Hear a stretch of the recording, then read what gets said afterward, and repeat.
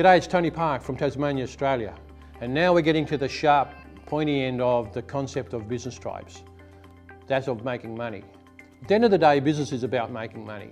And you can either sell more stuff to people, or by understanding the concept of business tribes, you can make more profit by selling more product at a higher price at a lower cost.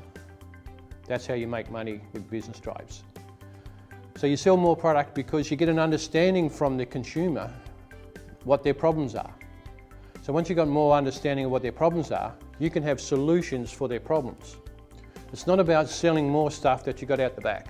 It's not selling more of your inventory that you've bought cheap, because you're in that Red Sea. You're in that place where everybody else is trying to sell that particular widget, those things or services, and they're all selling on price. Getting that understanding from the consumer of what their problems are, and then finding the solutions to be able to overcome that. And then they'll buy. Because that's the only reason that they're going to buy, is because you've got a solution for their problem. But it's not based on price. So you're not in that Red Sea anymore, you're in that blue sea. You're in that place where you've gone to be able to understanding those problems. So it's not, you can set your own price. It's got to be a fair price. You can't be silly about setting your price. It's got to be a fair price to the value of the solution to the person.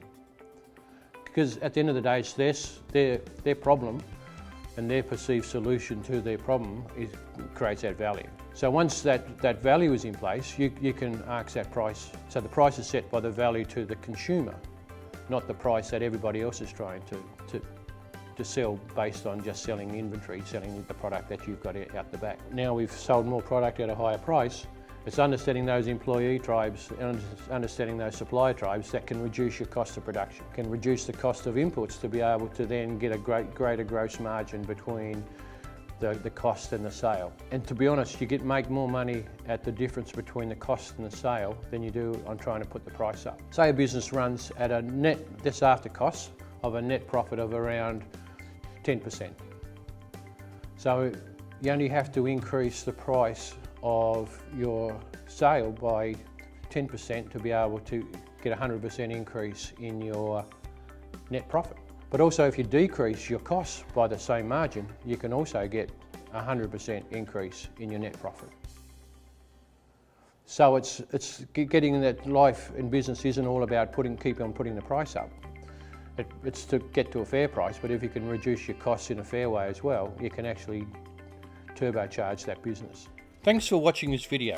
If you'd like to learn how I've helped businesses all over the world create over $150 million in value with their business tribes, then make sure to click the link in the description and head over and sign up for the free training I'm hosting.